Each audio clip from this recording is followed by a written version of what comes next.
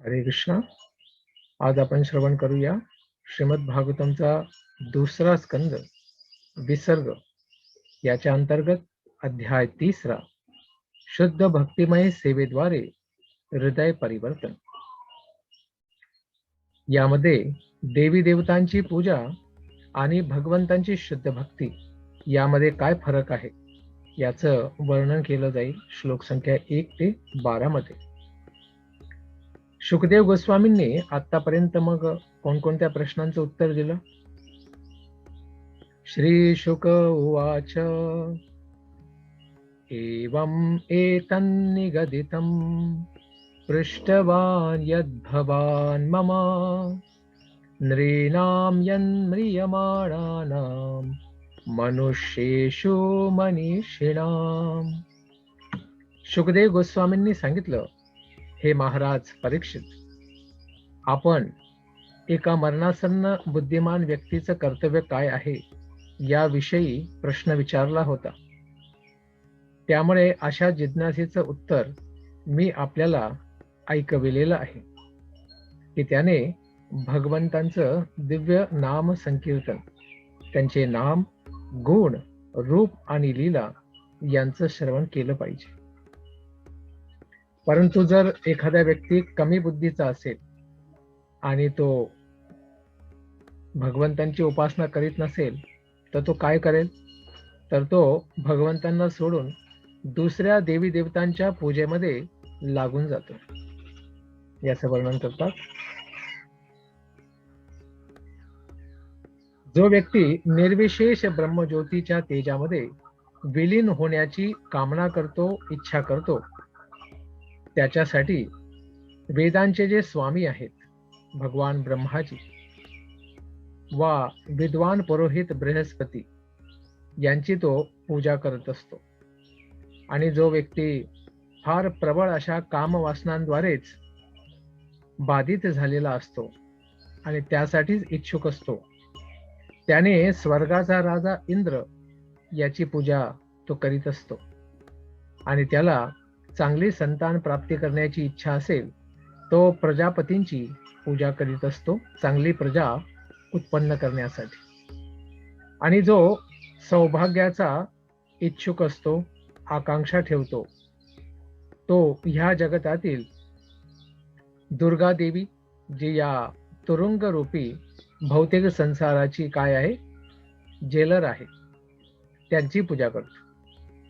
जो या संसारामध्ये अत्यंत शक्तिशाली बनण्याची इच्छा ठेवतो, तो अत्यंत महान वीर बनू शकतो वसुदेवतांची पूजा केल्याने. आणि तो शिवजींचे जे रुद्रावतार आहे त्यांची पूजा करून अत्यंत महान वीर बनण्याची पूजा करू शकतो. जो अत्यंत बलशाली बनण्याची इच्छा करतो त्याने अग्नीची पूजा केली पाहिजे. आणि जो केवळ धन अर्थात पैसा संपत्ती याची इच्छा करतो त्याने वसुदेवतांची पूजा केली पाहिजे. आणि जर कोणाला अत्यंत वीर बनायचं असेल तर त्याने शिवजी रुद्रावतार यांची पूजा केली पाहिजे. जो प्रचूर अन्न याची प्राप्ती करू इच्छितो त्याने आदिती देवीची पूजा केली पाहिजे. सर्व देवतांची आई आदिती आहे, तिची पूजा केली पाहिजे. जो स्वर्ग लोकाची कामना करतो, स्वर्गात जाण्याची इच्छा ठेवतो, त्या व्यक्तीने आदितीचे जे पुत्र आहेत आदित्य देवता त्यांची पूजा केली पाहिजे. जो व्यक्ती सांसारिक जगतामध्ये मोठं राज्य प्राप्त करण्याची इच्छा ठेवतो त्याने विश्वदेवांची पूजा केली पाहिजे. आणि जो लोकांमध्ये, या संसारातील लोकांमध्ये अत्यंत प्रसिद्ध होण्याची इच्छा ठेवतो त्याने साध्य देवांची पूजा केली पाहिजे. जो दीर्घायू होण्याची कामना करतो त्याने देवतांचे वैद्य अश्विनी कुमार यांची पूजा केली पाहिजे. म्हणजे त्याचं शरीर हे हृष्टपुष्ट बलवान राहील. त्याने पृथ्वीची पूजा केली पाहिजे. जो नोकरी किंवा पद प्रतिष्ठा त्यामध्ये स्थायित्व प्राप्त करण्याची इच्छा ठेवतो त्याने क्षितिज आणि पृथ्वी या दोन्हींनी सम्मिलित असलेली पूजा केली पाहिजे.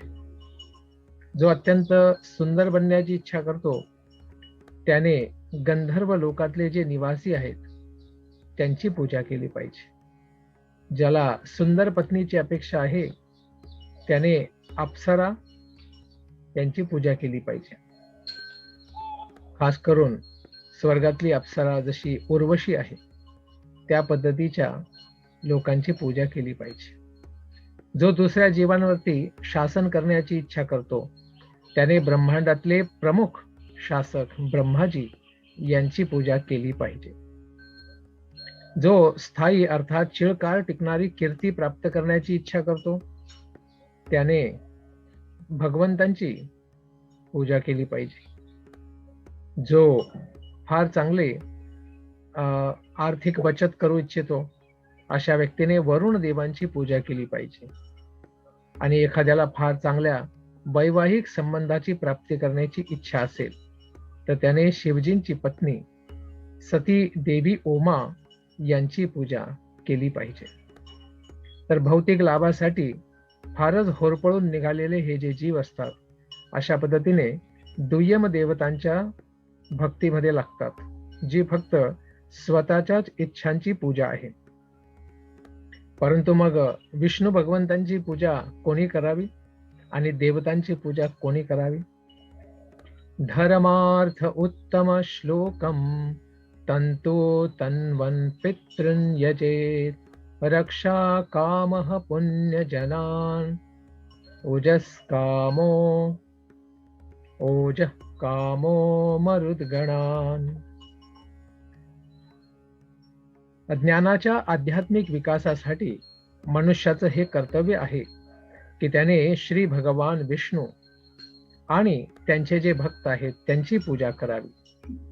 आणि ज्या व्यक्तीला आपल्या वंशाची रक्षा करायची आहे, कुळाची रक्षा करायची आहे किंवा कुळाची उन्नती व्हावी यासाठी त्याला कार्य करायचं आहे अशा व्यक्तीने विभिन्न देवी देवतांची पूजा केली पाहिजे. आणि ज्या व्यक्तीला राज्यसत्ता प्राप्त करायची असेल, राज्यकामो मनुन देवान निर्ऋतिम त्वभिचरन् यजेत कामकामो यजेत सोमम अकामः पुरुषम परम. जो व्यक्ती या जगतामध्ये राज्यसत्ता प्राप्त करण्याची इच्छा ठेवतो त्याने सर्व मनुष्यांचे अधिपती मनु यांची पूजा करावी. जो व्यक्ती आपल्या भौतिक शत्रूंवरती विजय प्राप्त करण्याची इच्छा ठेवतो त्याने असुर अर्थात राक्षसांची पूजा करावी. आणि ज्याला भौतिक इंद्रिय तृप्तीची फारच अपेक्षा आहे त्याने सोमदेव अर्थात चंद्रमाची पूजा केली पाहिजे. परंतु ज्या व्यक्तीला कोणत्याही प्रकारच्या भौतिक भोगांची अपेक्षा नाही आहे, अकाम आहे तो व्यक्ती, अशा व्यक्तीने पूर्ण पुरुषोत्तम भगवंत श्री विष्णू कृष्ण यांची पूजा केली पाहिजे. कारण जे भौतिक इच्छेने फार ग्रासले गेलेले लोक आहेत ते लोकच भगवंतांना सोडून देवी देवतांची पूजा करतात. शंकराचार्य सुद्धा हे मानतात, नारायण हा परो व्यक्तात, अव्यक्तच्याही पलीकडे भगवंत नारायण आहे. आणि नारायण तर भगवंतांचं एक छोटस विस्तार रूप आहे. मग ज्यांना भौतिक इच्छा नाही आहे त्यांनी भगवंतांची पूजा करावी हे ठीक आहे. तर मग भौतिक इच्छा असो वा नसो विष्णूंची पूजा करणं सर्वश्रेष्ठ आहे का?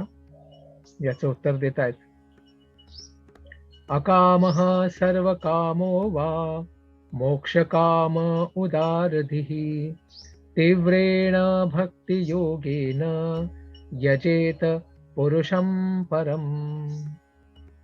तर एखाद्या व्यक्तीची बुद्धी जर व्यापक असेल मग त्याने काय करायला पाहिजे? जर तो सकाम असेल अर्थात त्याला भौतिक इच्छा असतील किंवा निष्काम असेल त्याला कोणतीही भौतिक इच्छा नसेल, अथवा एखादा व्यक्ती हा मुक्तिकामी असेल, मुमुक्षु असेल, मुक्तीची त्याला इच्छा असेल, तर त्याचं हे कर्तव्य आहे की त्याने परमपूर्ण भगवान श्रीकृष्ण यांची पूजा करावी. असं नाही की फक्त अकाम व्यक्तीनेच भगवंतांची पूजा केली तर त्याची कामना पूर्ण होईल, तर सकाम व्यक्तीच्याही सर्व कामना पूर्ण करण्याची शक्ती भगवंतांमध्ये आहे. आणि देवतांना जी आपल्या भक्तांच्या इच्छा पूर्ण करण्याची शक्ती प्राप्त आहे ती पण भगवंतांच्या कृपेनेच प्राप्त आहे.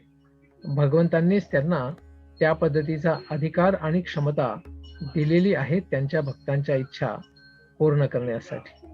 देवता भगवंतांपासून स्वतंत्र होऊन कोणाच्याही इच्छा पूर्ण करू शकत नाहीत.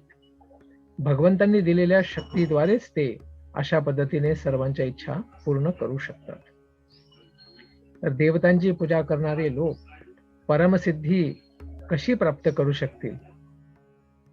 एतावानेव यजताम इह निःश्रेयसोदयः भगवत्यचलो भावो यद भागवत संगतः. अनेक देवी देवतांची पूजा करणारे लोक अनेक प्रकारचे असतात. भगवंतांचे शुद्ध भक्त जे आहेत त्यांची संगती ही सर्वोच्च सिद्धिदायक वर प्राप्त करून देणारी असते. त्यामुळे जो व्यक्ती अशा भगवंतांच्या दिव्य सेवेमध्ये संलग्न होतो तो व्यक्ती सुद्धा देवी देवतांच्या पूजेपासून निरत होऊन पूर्णपणे बाहेर पडून भगवंतांच्या चरणांपर्यंत पोहोचू शकतो आणि भगवंतांच्या जीव चरणांप्रती अत्यंत विचलित न होणारं आकर्षण तो प्राप्त करू शकतो. त्यासाठी आवश्यकता आहे की त्याने भगवंतांच्या शुद्ध भक्तांची सेवा केली पाहिजे आणि खास करून सर्वात महत्वपूर्ण सेवा आहे त्यांच्याकडनं श्रवण करण्याची. कारण गीतेमध्ये सांगितलेलं आहे, यांती देवव्रता देवान पितृन यांती पितृव्रताः भूतानि यांती भूतेज्या यांती मद्याजिनोऽपि माम्. देवतांची उपासना करणारे लोक ते देवतांकडे जातील, पितरींची पूजा करणारे पितरी लोकात जातील, भूतांची पूजा करणारे भूतांकडे जातील आणि भगवंतांची पूजा करणारे लोक भगवंतांकडे जातील. त्यामुळे भगवंत आणि त्यांच्या भक्तांची जे सेवा भक्ती करतात तेच भगवंतांना प्राप्त करू शकतात. भगवंतांच्या विषयीच्या ज्ञानाचे काय महत्व आहे मग? ज्ञानम यदा प्रतिनिवृत गुणोर्मिचक्रम आत्मप्रसाद उतो यत्र गुणेष्वसंगः कैवल्य सम्मत पथस्त्वथ भक्ति योगः को निर्वृतो हरिकथा सुरतिं न कुर्यात्.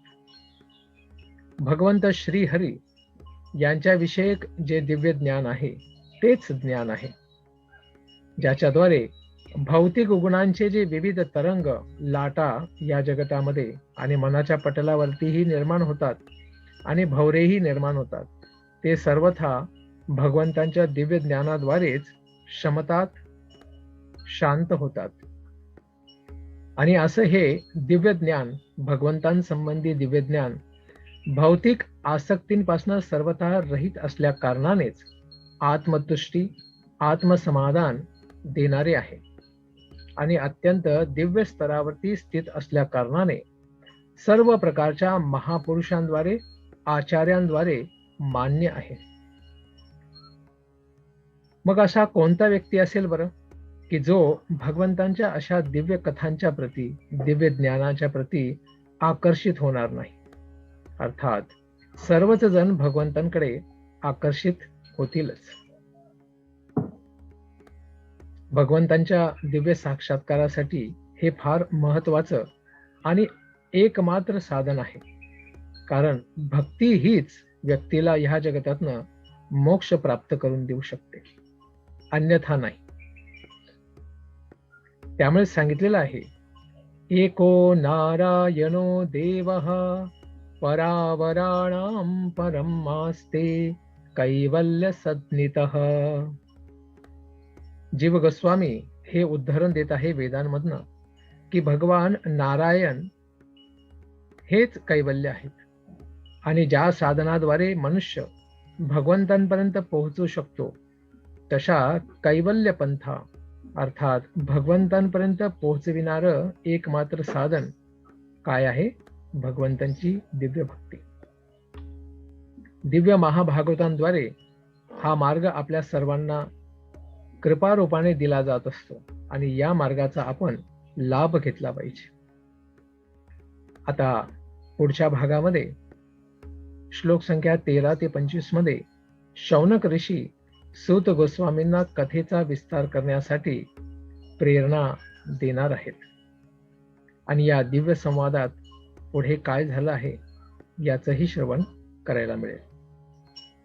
शौनक उवाच इत्यभिव्याहृतं राजा निशम्य भरतर्षभः किमन्यत् पृष्टवान् भूयो वैयासकीं ऋषिं कवीं.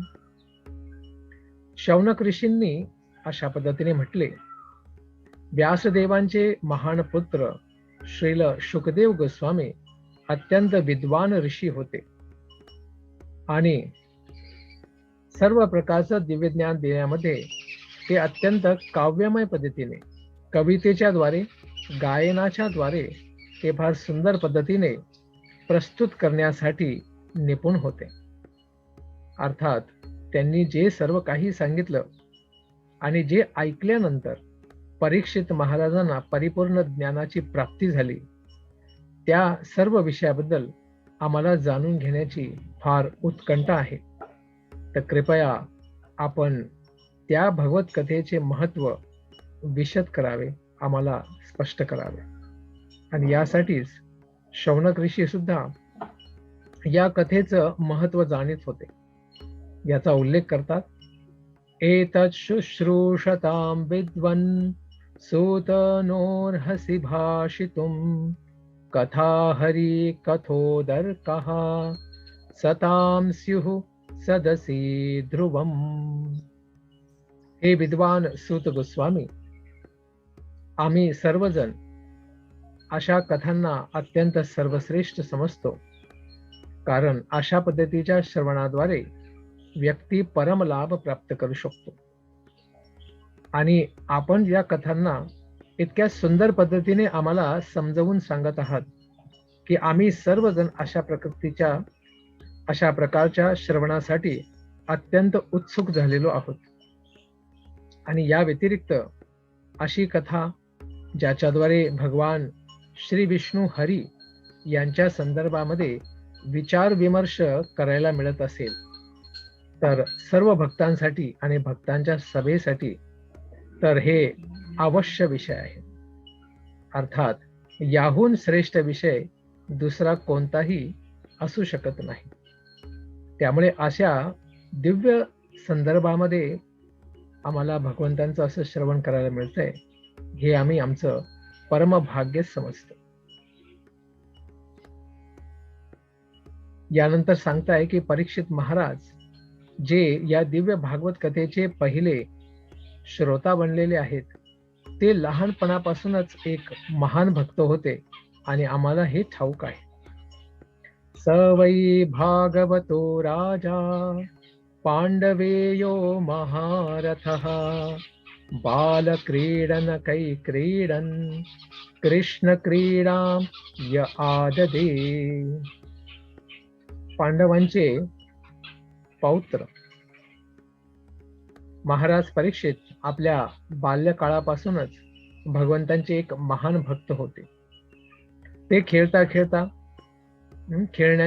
खेळता सुद्धा आपले कुलदैवत भगवान श्रीकृष्ण यांच्याच पूजेचे अनुकरण करत असत आणि भगवंत श्रीकृष्ण यांच्याच बनलेल्या मूर्ती असतील किंवा खेळणे असतील यांच्याबरोबरच ते खेळायचे. अर्थात ते आधीपासूनच पूर्णपणे कृष्ण भावना भावित होते. तर भक्तांचे जे मुलं असतात ते जगन्नाथ, बलदेव, सुभद्रा यांचे खेळणे बनून खेळत असतात. तर हे काय आहे? दिव्य प्रकृती आहे, हे दिव्य चेतना आहे. श्रील प्रभुपादजी सुद्धा लहानपणापासून भगवंत जगन्नाथ यांच्या प्रती फार आकर्षित होते आणि श्री श्री राधा गोविंद यांच्या पूजेमध्ये आरतीमध्ये सदा भाग घेत असत. आणि लहानपणी त्यांनी भगवान जगन्नाथ यांची छोटी छोटी यात्रा आपल्या गल्लीमधनं ते काढत असत आणि सर्व मुलांना एकत्र घेऊन जोरदार कीर्तनही करीत असत. आणि याचाच परिपाक की पुढे जाऊन त्यांनी संपूर्ण विश्वामध्ये आज 400हून अधिक शहरांमध्ये भगवंत जगन्नाथांची रथयात्रा चालू केली आहे, ज्याच्यामध्ये लाखो लोक भाग घेत आहेत आणि भगवंत जगन्नाथ यांचे कृपा आशीर्वाद प्राप्त करीत आहेत. आणि ज्या पद्धतीने परीक्षित महाराजांबद्दल शौनक ऋषींनी ऐकलेलं आहे, त्याच पद्धतीने त्यांना दिव्य भागवताचं श्रवण करणारे शुकदेव गोस्वामी हे सुद्धा भगवत परायणच होते आणि हेही आम्हाला ठाऊक आहे असं ते सांगत आहेत. वैया सखिश्च भगवान वासुदेव परायणः उरुगाय गुणोदारः सतां स्युर्हि समागमे. व्यासदेवांचे दिव्य पुत्र शुकदेव गोस्वामी हे ज्ञानाने परिपूर्ण होते आणि भगवंत वासुदेव अर्थात जे वसुदेवांचे पुत्र आहेत ते या शुकदेव गोस्वामींद्वारा सदा सर्वदा पूजित होते. त्यामुळेच भगवंत श्रीकृष्णांविषयक सर्व चर्चा अवश्य झालीच पाहिजे, त्याबद्दल श्रवण केलंच पाहिजे. कारण फार मोठे मोठे दार्शनिक, चिंतन करणारे महान तपस्वी, महात्मे, ऋषीगण, वैरागीजन, यतीजन आणि सर्व भगवत भक्त यांच्या सभेमध्ये भगवंत श्रीकृष्णांच्या दिव्य गुणांचं वर्णन हे सदा सर्वदा होतच आलेलं आहे. तर आपणही त्याच पद्धतीचं श्रवण आम्हाला करण्यासाठी आमचा लाभ करून दिला पाहिजे, अशी विनंती शौनक ऋषी करीत आहे. कारण आयुष्य जे आहे प्रत्येक क्षणामध्ये खर्च होत आहे, मृत्यूकडे जात आहे, जसा जसा वेळ जात आहे. परंतु असे कोणी व्यक्ती आहेत का की ज्यांचं आयुष्य कधी क्षीण होत नाही? आयुर्हरति वैपुंसाम उद्यन्नस्तं च यन्नसौ तस्य रते यत् क्षणो नीत उत्तम श्लोक वार्तया. सूर्य प्रत्येक दिवशी सकाळी, आता सकाळचा वेळ आहे, सूर्य उदय झालेला आहे आणि संध्याकाळी सूर्यास्त होत आहे. अशा पद्धतीने दिवस येतो आणि जातो, पण तो काय करतो? प्रत्येक जीवाचं या जगतामध्ये आयुष्य एक दिवसाने कमी होऊन जातं. परंतु जो सर्वोत्तम भगवान श्रीकृष्ण यांच्या कथांची चर्चा करतो, त्या श्रवणामध्ये स्वतःला संलग्न करतो आणि समयाचा, वेळेचा असा सदुपयोग करतो, त्याचं आयुष्य कधीही क्षीण होत नाही. कारण ह्या जगतामधल्या क्षणिक आयुष्याला प्राप्त करूनही तो परिपूर्ण अवस्थेकडे अर्थात शाश्वत आनंद आणि शाश्वत दिव्यज्ञान आणि शाश्वत अस्तित्व अर्थात भगवत धामाकडे प्रगती करीत असतो. आणि त्यामुळे त्याचं जीवन हे परिपूर्णतेच्याच मार्गावरती आहे. जर वेळ जातच आहे तर भौतिकतावादी लोक काय म्हणतात? अरे मग वेळ तर चाललाच आहे, मग इंद्रिय भोगांची मजा करून वेळ खर्च करण्यास काय हरकत आहे?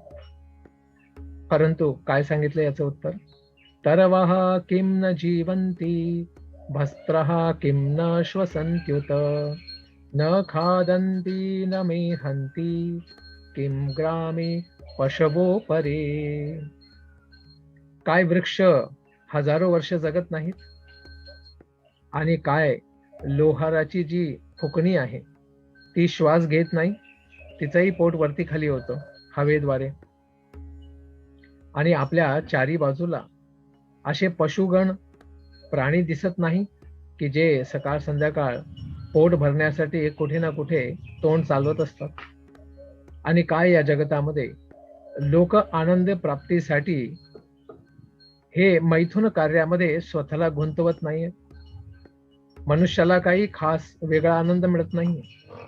हा मैथुनाचा आनंद कुत्र्या, मांजरांना, डुकरांना सर्वांनाच प्राप्त आहे. त्यामुळे मनुष्याने प्राण्यांच्या स्तराच्या वरती येऊन परम आनंद, शाश्वत आनंद प्राप्त करण्याचा प्रयत्न केला पाहिजे. कारण भौतिक शरीर हे नश्वर आहे आणि कोणत्याही क्षणी त्याचा नाश हा होणार आहे. प्रभुपादजी उदाहरण देतात की कलकत्त्यामध्ये जे बॉटॅनिकल गार्डन आहे, वानस्पतिक उद्यान आहे, त्यामध्ये एक सुंदर असा वटवृक्ष आहे आणि तो 500 वर्षांहूनही मोठा आहे. आणि अनेक प्रकारचे असे विश्वभर आपल्याला सेक्वाया सारखे वृक्ष सापडतात जे 5000हून अधिक वर्षांपासून उभे आहेत. परंतु त्यांचं जीवन हे श्रेष्ठ नाही आहे. श्रेष्ठ आहे असं महान जीवन जे भलेही काही सेकंदासाठी भगवंतांच्या परिपूर्ण चेतनेमध्ये लागलेलं असेल. जसं महान आचार्य, जसं शंकराचार्य सुद्धा फक्त 32 वर्षच राहिले. चैतन्य महाप्रभू फक्त 48 वर्षच या जगतामध्ये त्यांनी लीला केली. अर्थात दीर्घ काळ जगून काय उपयोग आहे जर भगवंतांची चेतनाच प्राप्त केलेली नसेल. त्यामुळे फार धडधाकट दिसणाऱ्या पशूंपेक्षा तर श्रेष्ठ आहे की व्यक्तीने भगवंतांच्या प्रती आपली चेतना विकसित केली पाहिजे. कारण या जगतामध्ये एक पशु दुसऱ्या पशुला दुःख देण्यासाठी, हानी करण्यासाठी आणि हिंसा करण्यासाठी जगत आहे आणि त्या हिंसेद्वारेच स्वतःचं तो रक्षण करण्याचा प्रयत्न करीत आहे. परंतु असा विरळच व्यक्ती आहे जो भगवंतांची दिव्य चेतना प्राप्त करून भगवंतांना प्राप्त करण्याची दिव्य इच्छा ठेवत असतो. तर हा सर्व लाभ करून घेणं हेच मनुष्याचं दिव्य कर्तव्य आहे. यानंतर मनुष्यांनी प्राण्यांसारखं जर इंद्रिय भोगाचं कार्यामध्येच सुख मानलं तर त्याची स्तुती कोण करतात? महामूर्ख लोकच करतात. श्वविडवराष्ट्र खरही संस्तुतः पुरुषः पशु न यत्कर्ण पथोपेतो जातु नाम गदाग्रजः. अर्थात जे कुत्रे आहेत, डुक्कर आहेत, उंट आहेत आणि गाढव आहेत आणि तशाच पद्धतीचे जे लोक आहेत, फक्त दिसायला मानव आहेत पण त्यांचे मनोवृत्ती आणि कार्य हे सर्व ह्या प्राण्यांप्रती जशा भावना आहेत तशा पद्धतीच्याच असतात. असे व्यक्ती कोणाची प्रशंसा करतात? जे अशाच प्रकारच्या कार्यांमध्ये लागलेले आहेत. यांना ग्रामपशु म्हणतात.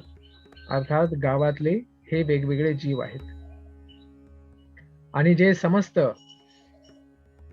कल्मशांपासून उद्धार करणारे जे भगवान श्रीकृष्ण आहेत, त्यांचे नाम, गुण, रूप आणि लीला यांचं हे व्यक्ती, दिग्मूढ व्यक्ती कधीही श्रवण करीत नाही, कीर्तन करीत नाही, साधू संघाला कधीही प्राप्त करीत नाही. अशा व्यक्तींबद्दल काय सांगितलेलं आहे? पुनश्चर्वित चर्विनानाम. अर्थात ज्याचा चोथा निघून गेलेला आहे, रस निघून गेलेला आहे, किंवा ते बांबूलाच ऊस समजून सगळत बसलेले आहेत, त्यांना कधीही रसाची प्राप्ती, आनंदाची प्राप्ती होणार नाही आणि त्यांचं आध्यात्मिक पोषणही कधी होऊ शकत नाही. त्यामुळे कोणी स्वर्गात जरी गेला तरी तिथे ज्याला जे सुख मिळणार आहे ते क्षणभंगूर आहे. अशा सुखाला प्राप्त करून कोणीही स्वतःचा उद्धार करू शकत नाही आणि दिव्य शाश्वत सुखही प्राप्त करू शकत नाही. त्यामुळे मनुष्याचं कर्तव्य आहे की त्याने आध्यात्मिक कार्यांमध्ये, आध्यात्मिक श्रवणामध्ये स्वतःचं मन रमविलं पाहिजे. अन्यथा तो व्यक्ती पशुपेक्षा श्रेष्ठ मानला जाणार नाही. अशा व्यक्तीच्या वेगवेगळ्या अवयवांची तुलना कोणकोणत्या प्राण्यांबरोबर करता येईल याचं श्रवण आपण करूया उद्याच्या प्रातःकालीन सत्रामध्ये. हरे कृष्ण.